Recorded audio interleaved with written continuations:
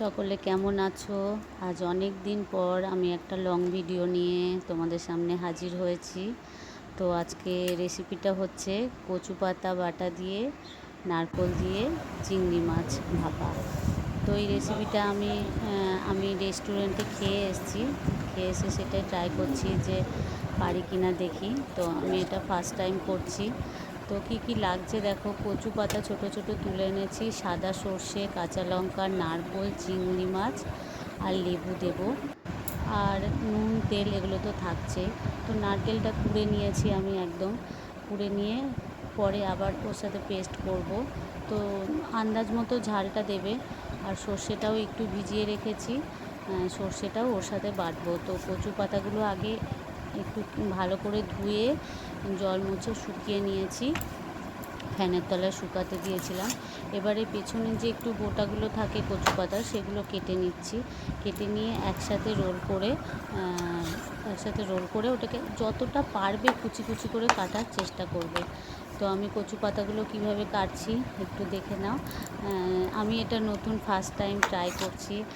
ছেলের জন্মদিনে আমি একটা রেস্টুরেন্টে, আমাদের এখানে তমলুকে যে আমরা বাঙালি বলে যেটা রেস্টুরেন্ট আছে, তো ওখানে খেয়ে এসেছিলাম। খেয়ে আন্দাজ করে করে যে কি দিতে পারে, ওদেরকে কিন্তু আমি জিজ্ঞাসা করিনি কি দিতে পারে, কি ধরনের টেস্টটা ছিল, সেটাই ফিল করে আমি কিন্তু নিজের মতো করে বানিয়েছি।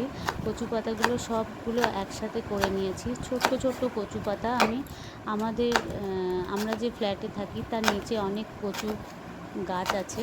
তো সেই পাতাগুলো আমি ছোট্ট পাতাগুলো তুলে এনেছি, বেশি বড় পাতাগুলো তুলে আনিনি। বড় পাতাগুলো তো একটু মোটা হয়ে গেছে, আর ছোট্ট পাতাগুলো একটু কচি আছে, সেজন্য ওগুলো তুলে এনেছি। একদম ছোট ছোট করে আমি চপ করে নিচ্ছি। যতটা পারবে ছোট করা যায় ততটাই করবে।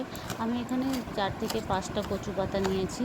যেহেতু চিংড়িটা আমার 200 মতো চিংড়ি আছে, মাঝারি সাইজের চিংড়ি, খুব বড় সাইজের চিংড়ি হলে কিন্তু ভালো লাগবে না জিনিসটা। আর এটা মাঝারি সাইজের চিংড়ি 200 মতো আছে, সেজন্য কচু পাতাও 4-5টা নিয়েছি। যেহেতু শাক তো, কচু পাতা হলেও তো শাক কমে যাবে, সেই জন্যে 4-5টা নিয়েছি, একদম ছোট ছোট। কিন্তু খেতে কিন্তু দারুণ টেস্ট হয়েছিল।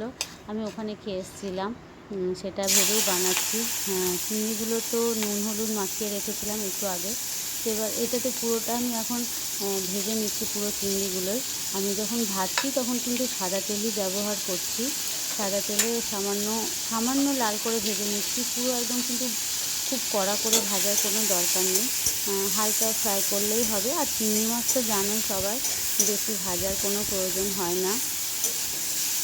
তো লাল করে ভেজে নিচ্ছি, গ্যাসটা মিডিয়াম ফ্লেমে রেখেছি। তো আমার ভিডিও যারা নতুন দেখছো তারা অবশ্যই পুরো ভিডিওটা দেখে লাইক করে সাবস্ক্রাইব করে দেওয়ার জন্য অনুরোধ রাখলাম। আর যারা আমার পুরনো বন্ধু আছো তারা তো অবশ্যই পাশে আছো, তারাও পুরো ভিডিওটা দেখবে, তাহলে খুব ভালো লাগবে। পাশে থেকেও, সবাই পাশে থাকলে। আমি যেহেতু অনেক দিন পর পর ভিডিও আপলোড করছি, একটু প্রবলেম হচ্ছে এখন, ওই জন্যে ভিডিও আপলোড করতে দেরি হচ্ছে।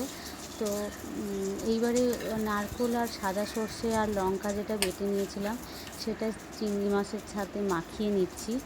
আর কচু পাতা যেটা কেটেছিলাম একদম কুচি কুচি করে, ওটাও ওর সাথে মাখিয়ে নিচ্ছি।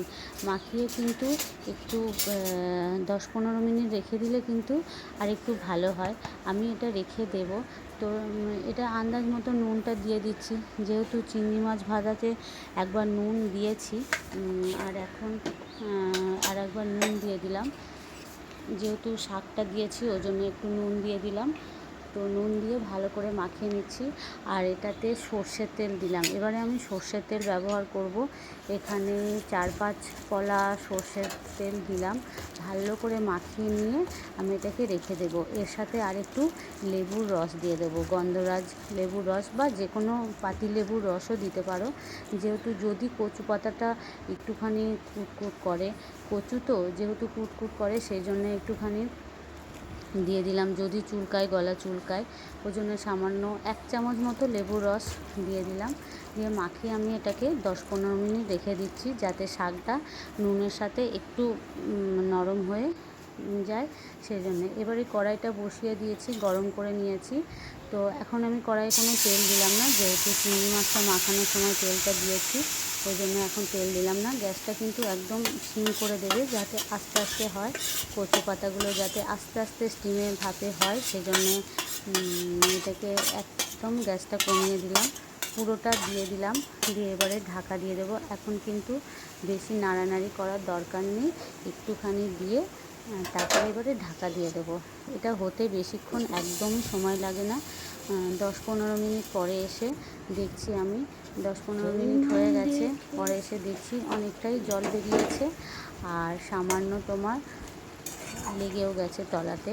কিন্তু গ্যাসটা যেহেতু লো ফ্লেমে করা আছে, খুব লেগে যাবে না। একটু এবারে আমি ঢাকাটা খুলে রেখে জলটা ফুটিয়ে নেব। দেখছি যে আর একটু কচু পাতাটা নরম হতে টাইম লাগবে, ওই জন্য আবার একটু ঢাকা চাপা দিয়ে দিলাম। আবার একটু পরে এসে দেখছি, 5 মিনিট পরে এসে দেখছি, দেখো চিংড়ি মাছটা হয়ে গেছে। একদমই বেশি সময় লাগে না। আমি দুটো কাঁচা লঙ্কা চিড়ে দিয়ে দিলাম এর মধ্যে, সেটা তোমাদের দেখানো হয়নি, কিন্তু দিয়ে দেবে কাঁচা লঙ্কা চিড়ে। একটু ঝাল ঝাল হলে খেতে বেশি ভালো লাগবে। আর নামাবার আগে গ্যাসটা অফ করে দিয়েছি। এবারে আবার 2 কলা সর্ষের তেল দিয়ে দিলাম। এটা সর্ষের তেলের যে ঝাঁঝটা আসবে, সেটাতে খেতে কিন্তু দারুণ লাগে। তো যেহেতু এটা ভাপে ভাপে হয়েছে, আর চিংড়ি মাছ হতে বেশিক্ষণ সময়ও লাগে না, এটা আমার পুরো রেডি হয়ে গেছে। জলটাও শুকিয়ে গেছে, একটু চারপাশে একটু লেগে লেগে গেলে এটা একটু বেশি টেস্ট হবে। এবার ভাতের সাথে রেডি করে দিয়েছি, এবার দিয়ে দিয়েছি আমি। আর আরও কিছু রান্না আছে, কিন্তু এটা দিয়ে আজকে সাজিয়ে দিলাম থালাটা। কেমন হয়েছে সবাই অবশ্যই জানাবে। সবাই খুব ভালো থাকবে, সবাই এটা ট্রাই করবে। টাটা।